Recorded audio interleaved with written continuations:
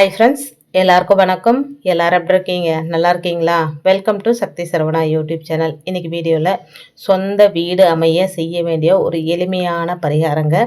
நிறைய பேருக்கு சொந்த வீடு அப்படின்றது கனவு, லட்சியம் அப்படின்னே சொல்லலாங்க. பெருசாக ஆடம்பரமான வீடு வேணும் அப்படியெல்லாம் ஒன்றும் கிடையாதுங்க.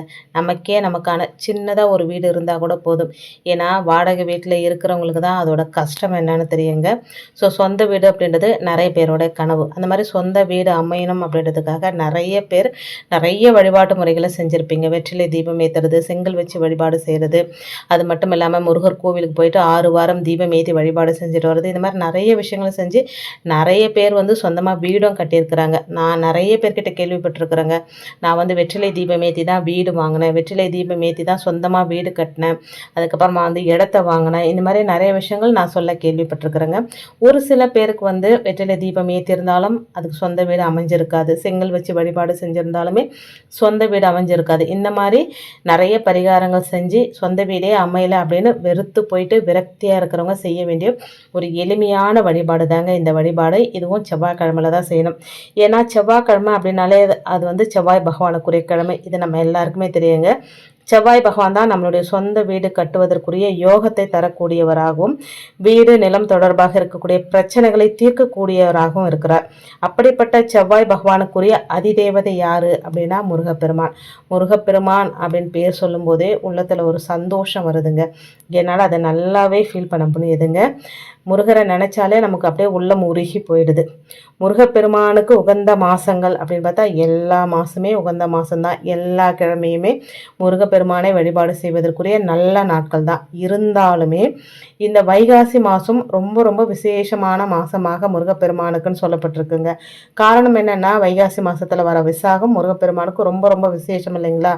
ஸோ இந்த வைகாசி மாசத்துல வரக்கூடிய வளர்பிறை செவ்வாய்க்கிழமை அன்னைக்கு நாம் இந்த பரிகாரத்தை செய்ய தொடங்கணும் அப்படின்னா 9 வாரங்கள் செய்யணுங்க. அந்த 9 வாரங்கள் செஞ்சு முடிகிறதுக்குள்ளவே அதுக்கான வாய்ப்புகள் நம்மளை தேடி வருங்க. அது என்ன, செவ்வாய்க்கிழமை வளர்பிறையில் தான் செய்யணுமான்னா நமக்கு ஒரு பாசிட்டிவ் திங். வளர்பிறையில் ஆரம்பித்தோம் அப்படின்னா நம்ம வாழ்க்கை வளமாக இருக்கும் அப்படின்னு சொல்லி.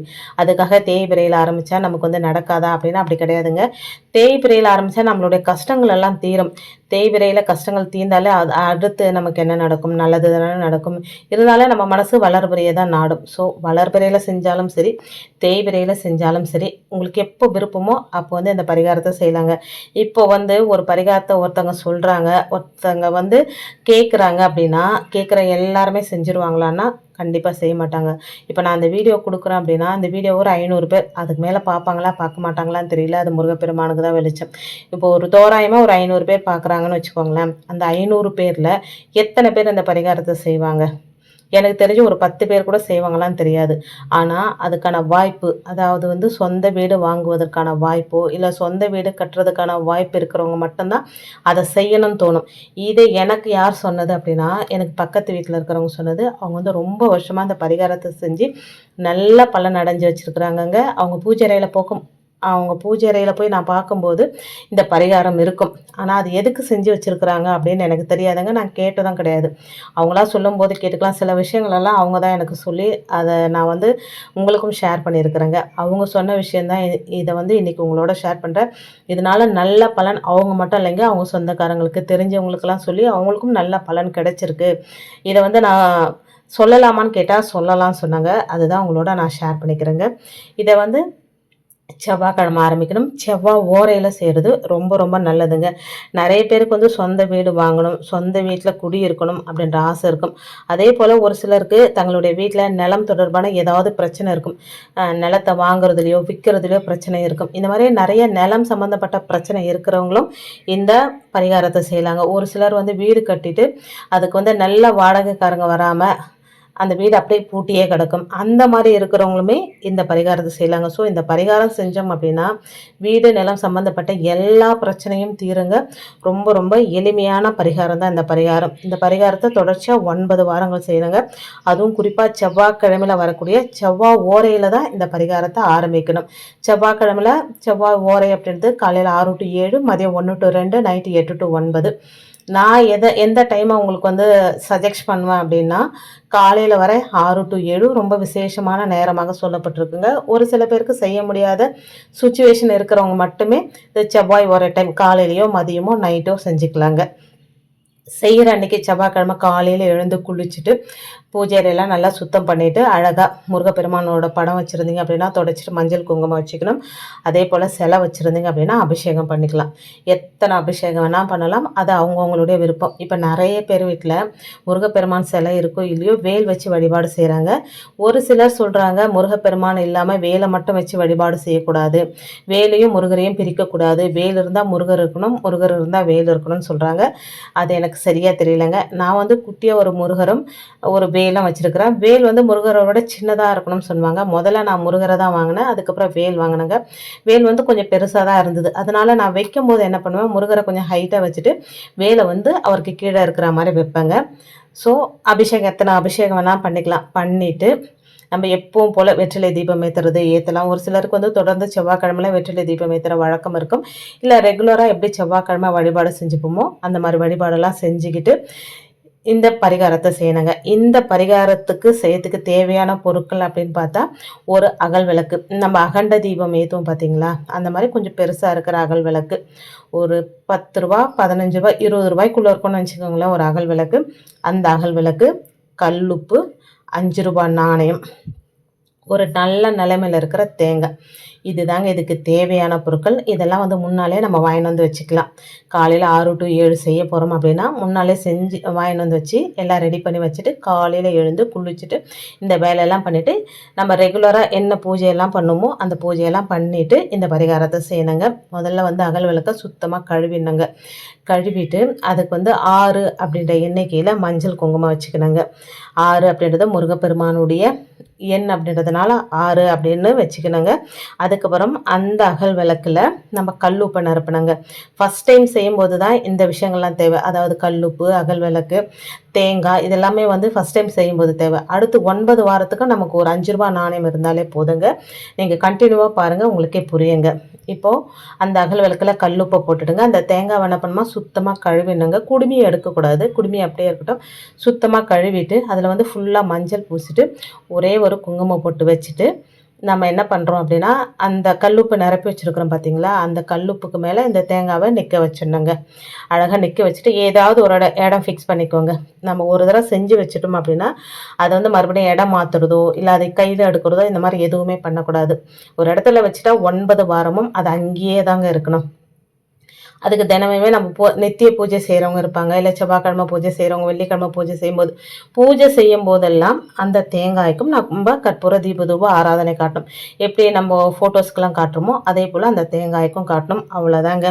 இதை அப்படியே பரப்பி வச்சுட்டு நம்ம என்ன பண்ணுறோம், அந்த அகல் விளக்கில் தீபம் ஏற்றுறதுக்கான ஒரு இடம் இருக்கும் பார்த்தீங்களா, குழியாக முன்னாடி, அந்த இடத்துல ஒரு 5 ரூபா நாணயம் வச்சுருந்தேங்க. வச்சுட்டு உங்களுக்கு என்ன தேவையோ, சொந்த இடம் வேணும், இல்லை வந்து சொந்தமாக இடம் வாங்கணும், இல்லை சொந்தமாக வீடு கட்டிகிட்ருக்கிறேன், அது வந்து பாதியிலே நிற்கிது, பணம் இல்லாமல் நிற்கிது, இல்லை நான் இடம் விற்கணும், இடம் வாங்கணும், அதில் வந்து சில பிரச்சனைகள்லாம் இருக்குது, இந்த மாதிரி உங்களுடைய நிலம் சம்மந்தப்பட்ட எந்த பிரச்சனை தீரணுமோ அந்த பிரச்சனை சரியாகணும் அப்படின்னு சொல்லி முருகப்பெருமான் கிட்ட வேண்டிக்கோங்க. ஓம் சரவண பவன் சொல்லுங்கள். இல்லை முருகப்பெருமானுக்கு நிறைய மந்திரங்கள் இருக்குங்க. உங்களுக்கு என்ன மந்திரம் தெரியுமோ அந்த மந்திரத்தை சொல்லுங்கள். ஒரு 5லேருந்து 10 நிமிஷம் சொல்லுங்கள். டைம் இல்லை அப்படின்னா ஒரு 5 நிமிஷம் சொல்லுங்கள். ஓம் சரவண பவ அப்படின்ற மந்திரத்தையாவது ஒரு 5 தரம் சொல்லிவிட்டு நீங்கள் என்ன பண்ணுங்கள், அதை எடுத்து வச்சுருங்க. ஒரு இடத்துல ஃபிக்ஸ் பண்ணி எடுத்து வச்சுருங்க. கைப்படாத இடத்துல வச்சுட்டிங்கன்னா அது பாட்டுக்கு அது கிடக்கட்டுங்க. நம்ம வர அடுத்த செவ்வாய்க்கிழமை என்ன பண்ணணும், இந்த செவ்வாய்க்கிழமை செஞ்சு வச்சுட்டோம், அவ்வளோதான். அடுத்த செவ்வாய்க்கிழமை என்ன பண்ணணும் அப்படின்னா, அந்த 5 ரூபா நாணயம் தீபம் ஏற்றுற இடத்துல வச்சோம் இல்லைங்களா, அந்த 5 ரூபா நாணயத்தை எடுத்துகிட்டு புதுசாக ஒரு 5 ரூபா நாணயம் வைக்கணும். இந்த பழைய 5 ரூபா நாணயத்தை எடுத்து நம்ம வந்து பூஜை அறையில் ஒரு இடத்துல வச்சிடணுங்க. இதே போல் 9 வாரம் செஞ்சுக்கிட்டே வரணுங்க. தீபம் ஏற்றுற இடம்னா தெரியும், குழியாக வந்து தீபம் திரி போட்டு ஏற்றுறதுக்கு இடம் இருக்கும் பார்த்தீங்களா, அந்த இடத்துல தான் 5 ரூபா நாணயத்தை வைக்கணும். நான் வந்து இதை இந்த செவ்வாய்க்கிழமை நான் செய்ய போகிறேங்க. எனக்கும் ஒரு ஆசை இருக்குது. இது வந்து முன்னாடியே பிளான் பண்ணது தாங்க. ஒருவேளை எங்களுக்கு அது அமைஞ்சிருந்தது அப்படின்னா இந்த வீடு கூட கட்டியிருக்க மாட்டோம். அந்த இடத்த தான் வாங்கி போட்டுட்டு அதுக்கப்புறம் ஃப்யூச்சரில் கட்டிக்கலாம் அப்படின்னு தான் நினச்சோங்க. பட் வந்து அது எனக்கு அமையலை, அதனால் வீடு கட்டிட்டோம். ஸோ எனக்கு அந்த இடத்த வாங்கணுன்ற ஒரு ஆசை இன்றைக்கி நேற்று இல்லைங்க, அது ரொம்ப வருஷமாகவே இருக்குது. இந்த இடம் வாங்கினதுலேருந்தே பக்கத்துலேயே அந்த இடத்தையே வாங்கணும் அப்படின்ற ஒரு ஆசை இருக்குது. அதுக்கான சோர்ஸ் இப்போ இருக்கான்னு கேட்டால் சத்தியமாக இல்லை தாங்க. ஏன்னா இப்போ வீடு கட்டும்போதே நிறைய கடன் பிரச்சனைகள் தான் இருக்குது. இருக்கிற நகை எல்லாமே விற்றுட்டேன். பத்தாக்குறைக்கு நிறைய லோன் வாங்கி மாதம் ஆனால் ஒரு 30,000 40,000 லோனே கட்டிக்கிட்டு வரேங்க. அந்த மாதிரி சுச்சுவேஷனில் இது நடக்குமா அப்படின்றது நடக்குமாலாம் எனக்கு சந்தேகம் இல்லைங்க, நடக்கணும். முருகப்பெருமானை நான் மனசார நம்பி இந்த பரிகாரத்தை செய்ய ஆரம்பிக்கிறேன். எனக்கு என்ன கிடைக்குது அப்படின்றத கண்டிப்பாக உங்களோட நான் ஷேர் பண்ணிக்கிறேங்க. ஒரு சில விஷயங்களை கேட்டவுடனே மனசுக்குள்ளே ஒரு சந்தோஷம் வரும். இது செஞ்சால் கண்டிப்பாக நமக்கு நல்லது நடக்கும் அப்படின்ற ஒரு தாட் நம்ம மனசில் தோணுங்க. நம்ம மனசு தான் சரியான ஒரு நீதிபதி அப்படின்னு சொல்லலாம். எல்லா விஷயங்களும் கேட்கும்போது நமக்கு அதை மனசில் ஒரு ஐடியா வராது. பட் சில பரிகாரங்களை செய்யும்போது இது செஞ்சால் கண்டிப்பாக நமக்கு நடக்கும் அப்படின்னு நம்ம மனசுக்கு தோணும். அந்த மாதிரியான விஷயம் தான் எனக்கு தோணுச்சு. அதனால் இதை நான் செய்ய போகிறேன். நான் செய்ய போகிற விஷயத்தை தான் இன்றைக்கி உங்களோட நான் ஷேர் பண்ணியிருக்கிறேன். இது எத்தனை பேர் செய்ய போகிறீங்க அப்படின்னு எனக்கு தெரியல. செய்கிறவங்க எனக்கு கமெண்ட்டில் சொல்லுங்கள். செஞ்சு உங்களுக்கு என்ன பலன் கிடைச்சிது அப்படின்றதையும் கண்டிப்பாக ஷேர் பண்ணிவிடுங்க. இப்போ ஒரு 9 வாரம் செய்கிறேன்னா 9 வாரம் இந்த தீபம் ஏற்றின உடனே 9 வாரம் இந்த பரிகாரம் செஞ்ச உடனே நமக்கு உடனே வீடு வாங்கிடுவோமா, உடனே வீடு கட்டிடுவோமா அப்படின்லாம் ஆசைப்படக்கூடாதுங்க. வீடு கட்டுறது அப்படின்றது 1 மாதத்துலேயோ 2 மாதத்துலேயோ முடிகிற விஷயம் கிடையாது. வீடு கட்டணும் அப்படின்னா 1 வருஷத்துலேருந்து 1.5 வருஷம் 2 வருஷம் கூட ஆகுங்க. ஸோ நம்ம நம்பிக்கையோடு இதை செய்யணும். செஞ்சுட்டு முருகப்பெருமான் கிட்ட நம்ம இந்த விஷயத்த சொல்லிட்டோம். அவருக்கான விஷயத்த அவரை நம்பி இந்த விஷயத்த நம்ம செஞ்சிடும். அது நடத்தி கொடுக்குறதும் நடத்தி கொடுக்காததும் அவரோட இஷ்டம். ஒரு சிலருக்கு இந்த வெற்றிலை தீபம் ஏற்றதுனால தான் வீடு கிடச்சிதான்னு ஒரு வீடியோ நான் பார்த்தேங்க. ஒரு வெற்றிலை தீபம் ஏற்றினா வீடு கிடச்சிருமா, இது என்ன முட்டாள்தனமாக இருக்குது அப்படின்னு சொல்லி உண்மையிலே சொல்கிறேங்க. வெற்றிலை தீபத்துக்குன்னு சத்தியமாக ஒரு பவர் இருக்குங்க. இப்போ லட்சக்கணக்கான பேர் இந்த வெற்றிலை தீபம் ஏற்றினா அதில் ஆயிரக்கணக்கான பேருக்கு அந்த வீடு அமைஞ்சிருக்கு.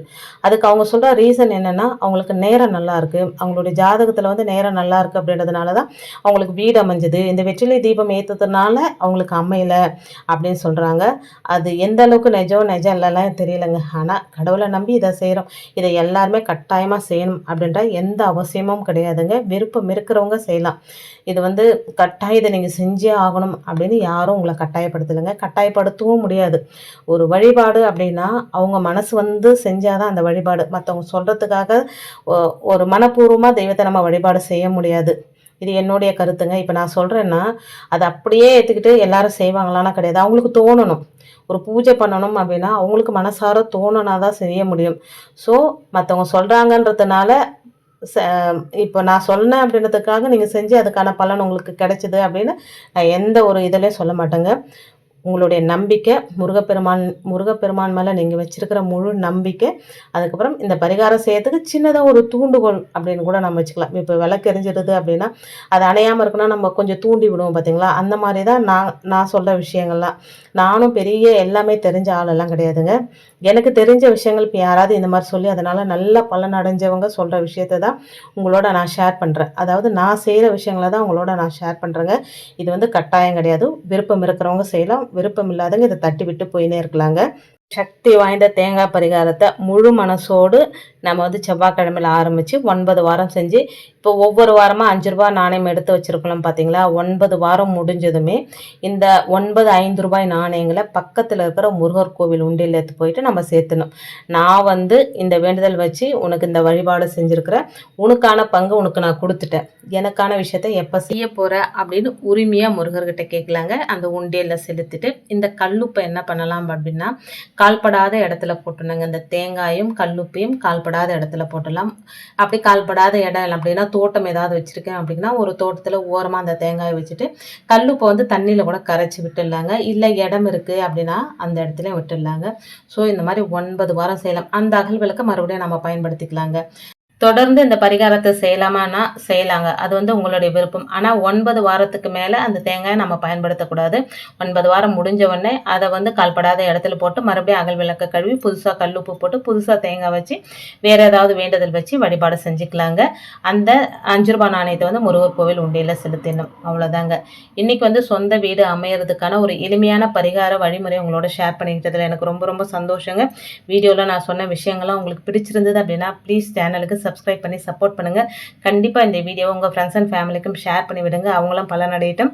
இன்னொரு எளிமையான ஆன்மீக தகவலோடு உங்களை சந்திக்கிறேன். அது வரைக்கும் நன்றியும் வணக்கமும். Take care and bye friends.